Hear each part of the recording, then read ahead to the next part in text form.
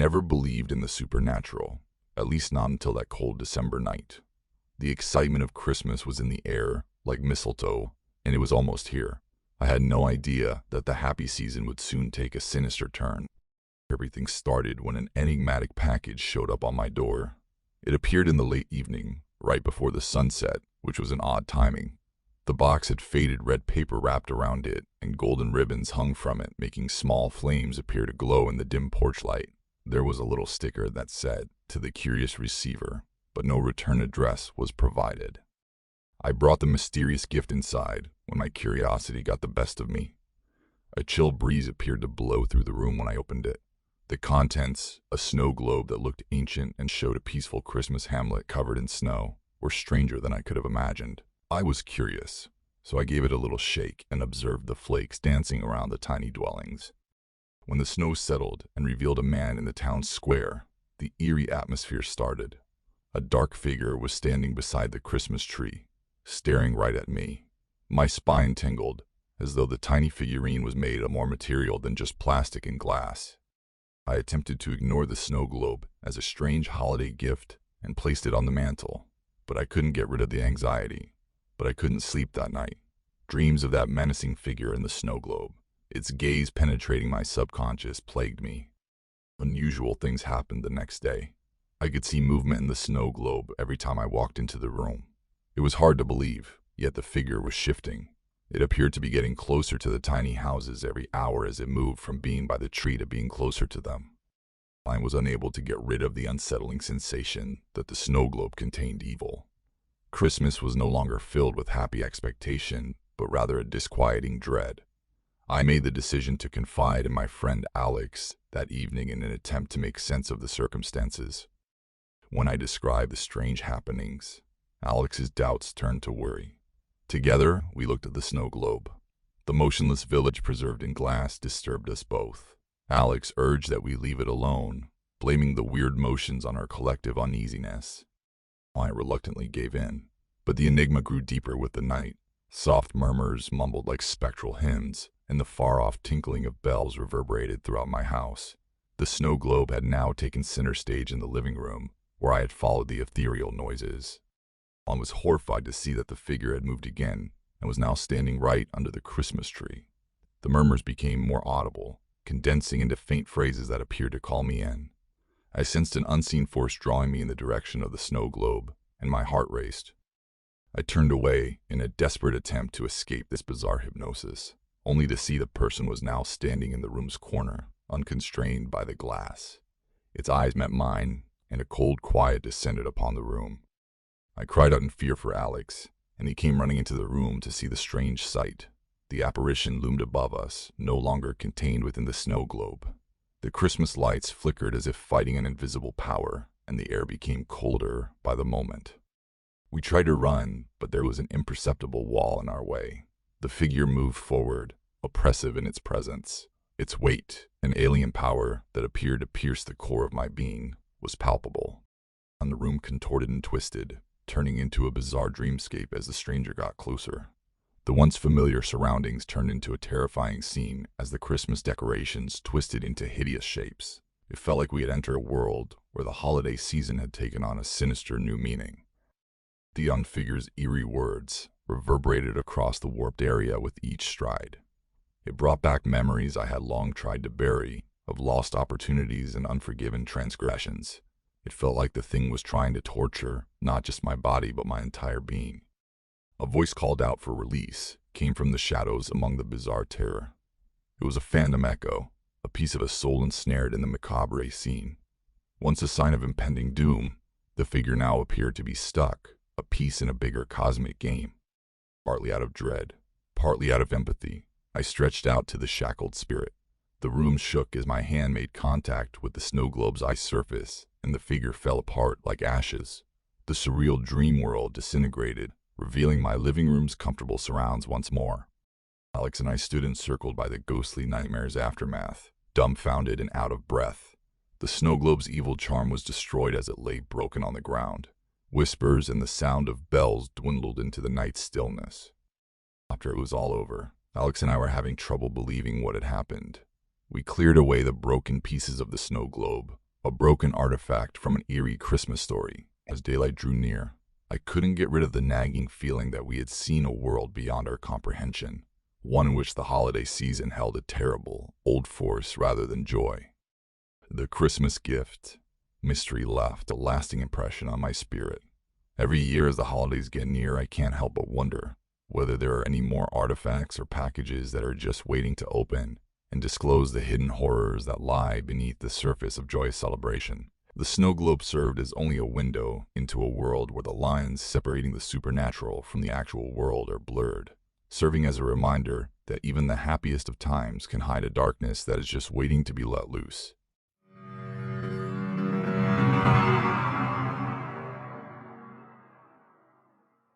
The town was covered in Christmas lights, and the air was crisp. It was the kind of small, close-knit town in which all residents knew one another. Every home appeared to be engaged in a jovial competition of seasonal decorations, and the happy mood was contagious. I had no idea that disturbing mystery that surfaced on one fateful Christmas Eve would eventually demolish the charming charm of our village. The whole thing started with a tap on my door. It was almost midnight, and I was cozying up in my living room with a hot cup of cocoa and the warm glow of the Christmas tree. The knock was faint, almost tentative, but it reverberated like a menacing rhythm in the darkness. When I opened the door, nobody was there. Perplexed, I stepped out onto the porch and looked around the empty street. The sound of distant carol singers spreading holiday cheer was the only sound to break the stillness of the quiet night. Just as I turned to go inside, a chilly gust of wind blew out the porch light. I caught a glimpse of someone standing at the edge of my lawn in the surrounding darkness. With my eyes narrowed, I saw the shape of a caroler, holding a flickering lamp and wearing a torn coat from the Victorian era. The tune of Silent Night drifted in from a distance, but the caroler's lips remained still. A ghoulish quietness surrounded the figure as it gazed at me through hollow eyes. I watched the spectral caroler, motionless in an unnatural calm, and my heart hammered in my breast. The smell of cinnamon and pine became more overpowering as the temperature dropped. An unsettling glow from the lantern of the carolers revealed a face twisted in a horrible look that appeared to exist beyond of time. Once a person held out what appeared to be an old parchment without saying anything. Written in a script that appeared to be decades old as a single statement that read, "Join the silent carolers or face the consequence." The message was chilling, and the wind picked up, bringing with it an eerie voice. Shuddering, I shut the door, certain it was a practical joke or an odd Christmas custom gone wrong. Still, the discomfort persisted, lurking in the edges of my house like a shadow.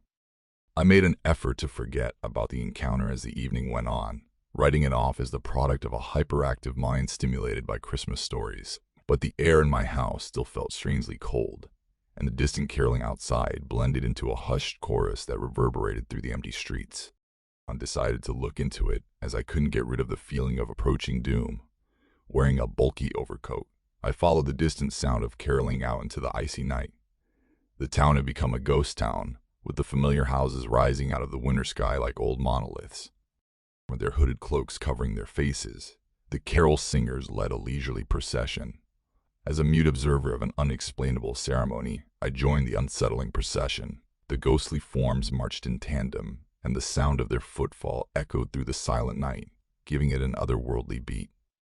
When we arrived at the town square, the centuries-old oak tree, with its gnarled branches extending upwards, was surrounded by the carolers. The figure from my doorstep stood in the middle, its intense gaze on me, sending shivers down my spine. The old parchment reappeared, and this time it included a list of names, the names of people who had become silent carolers over the years. The list appeared to be a living thing, with the writing appearing to move and writhe as it recorded the souls brought into the eerie ceremony. I paused, caught between the ritual's eerie attraction and the innate terror that was eating at my stomach. The figure's gaze grew more intense, and the wind hinted at penalties for anyone who disregarded the silent summons. It was in that vulnerable moment that I broke. My name was accepted on the old parchment, the ink confirming my doom. The carolers returned to their eerie music, a ghostly chorus that reverberated throughout the village, and the air trembled with an unnerving force. Days went by, and the recollection of that chilly evening faded into a hazy dream. Everything looked to be getting back to normal. Still, little shifts began to appear in my life. My house was still freezing, and the distant caroling continued, a never-ending reminder of the deal I had made without realizing it. Christmas preparations were in full swing as the town came together, but there was a quiet unease in the air, as though the joyous celebration masked a darker undertone of fear. Every night, the silent carolers congregated, leaving a phantom impression on those who had joined them. The town plaza was converted into a surreal stage for the eerie ritual on Christmas Eve. The old oak tree was surrounded by the carolers, who were now a legion of silent souls. The figure from my porch raised its lantern, throwing a flickering light over the assembled crowd, and the air crackled with a strange force. The eerie tune intensified, a crescendo of ghostly voices that seemed as though they were resonating from outside the realm of the living. The air itself seemed to twist and bend as the chorus reached its peak, and the earth under the oak tree shook. The figure turned to face me in the middle of the ethereal display. I was obligated to the silent carolers by the agreement, which was sealed with my name on the old paper. Now the things I had feared were happening right in front of my eyes. Below the oak tree, the earth parted, revealing a vast chasm. The ghostly shapes of the silent carolers vanished into the night, vanishing like specters. With its lantern creating lengthy shadows that played across the bizarre landscape, the figure urged me forward. I could feel the abyss's chill edging closer with every step. The caroling in the distance turned into a melancholy dirge as the town square grew darker. Standing at the entrance, I couldn't decide between the eerie attraction of the silent carolers and the innate horror that gripped my heart. The figure said just one word, a name inscribed on the old parchment, as I paused. The name wasn't mine. Rather, it belonged to a person I loved, whose destiny was now linked to the silent carolers. I recoiled from the depths as the revelation hit me like a dagger to the heart. The town square collapsed in that moment of defiance, and the ghostly chorus vanished into eerie quiet. I was back in my living room, the Christmas tree eclipsing the last of the remaining shadows with its warm brightness. The old parchment was in front of me, the ink fading away like a memory. The deal had been broken, and the silent carolers had disappeared into the abyss with their ghostly ritual. But the cost remained the same, a loved one lost to the melancholic melody's mute charm. The town woke up to a general sense of relief as Christmas broke. The strange cold had left the air, and the far-off caroling had become a faint memory. Thoughts of that terrible Christmas Eve continued to lurk in the corners of my thoughts as life returned to its usual routine. After a few years, the narrative of the silent carolers was reduced to a whispered legend, a sobering cautionary tale recited at family get-togethers. The people continued to celebrate, but the old oak tree in the square was scarred by the spectral ceremony, its branches bent in an unending dance with the invisible. Telling the story makes me wonder whether the silent carolers are still out there in the darkness, their eerie song waiting to snare people who fall victim to the spectral pack's seduction. The eerie recollection serves as a warning that, even during the holiday season, danger might lie beneath the sparkling lights, and that the cost of a quiet song could last forever.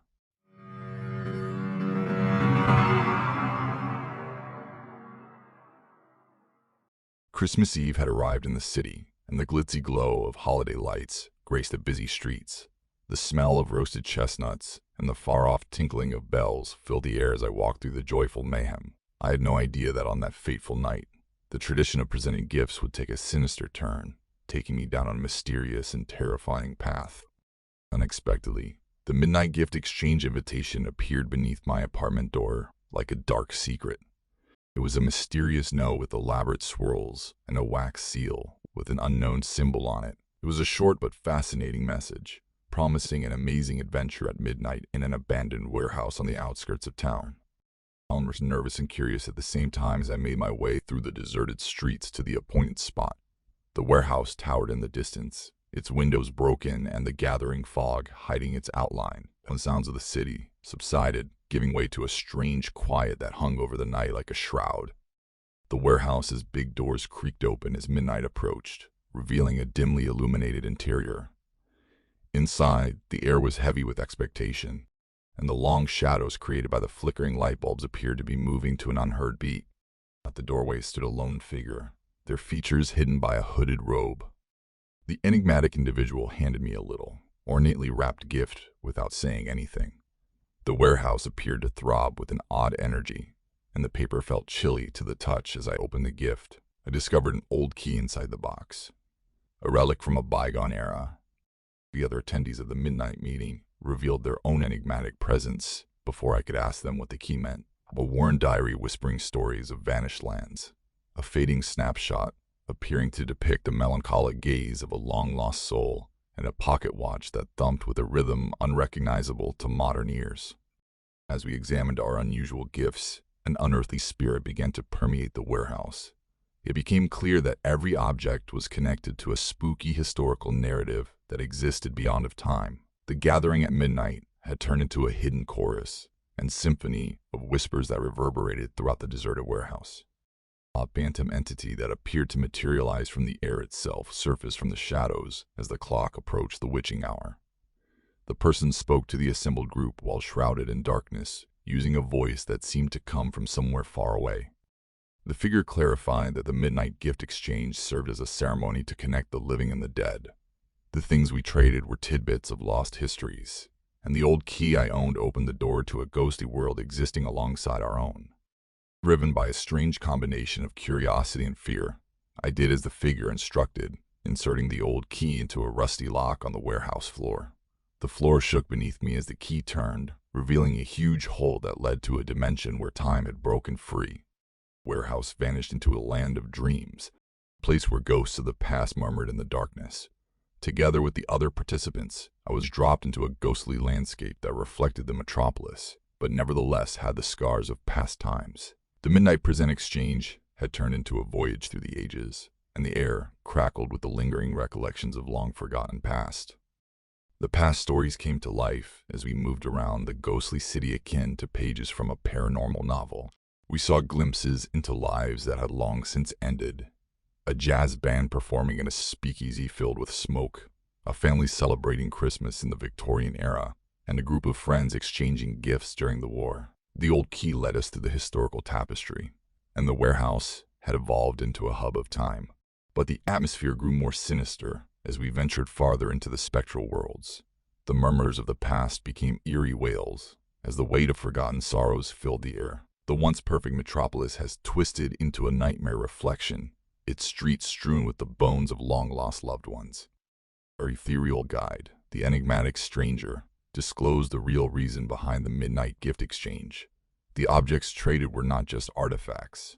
They served as channels for the spirits imprisoned in parallel dimensions. These lost souls' bindings could be broken by the ancient key, a relic from the afterlife. Fueled by a feeling of obligation, we set out on a mission to release the ghostly residents of the ethereal metropolis. The antique key functioned as a key to open the mysteries that tied these lost souls to the otherworldly realm, making each haunted narrative a puzzle to be solved. Our first contact with the spirit was that of a young Victorian woman, her spectral form caught in a depressing dance. After inserting the key into an invisible lock, the spectral chains that held her were broken. There was a brief moment of relief throughout the city as she vanished into thin air, and the mood lightened. But when we came across spirits with tragic stories to tell, the journey became increasingly dangerous. These included a soldier troubled by war's after effects, a youngster lost in time's maze, and a betrayed lover whose cries reverberated through the deserted streets. The ghostly metropolis appeared to be resisting our advances with every liberate, its phantom walls becoming more formidable. We were up against the ultimate test as the clock ticked down to the last moments of the evening.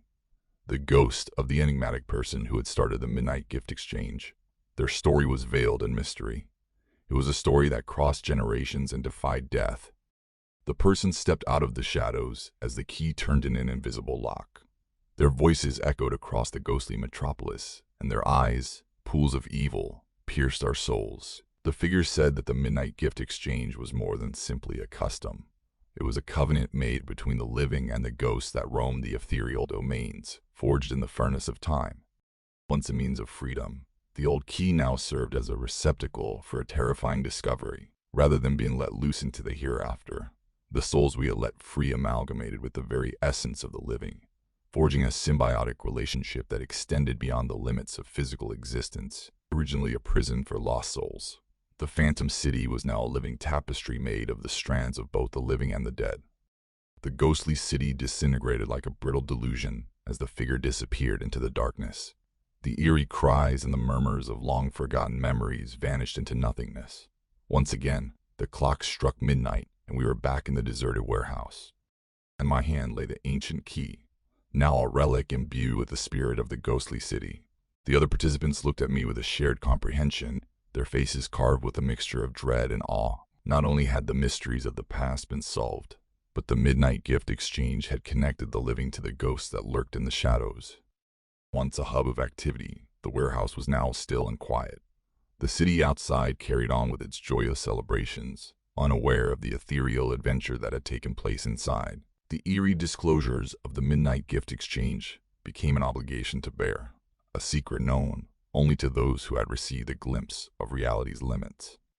The city lights flickered in the distance as I left the abandoned warehouse, clutching the antique key in my hand.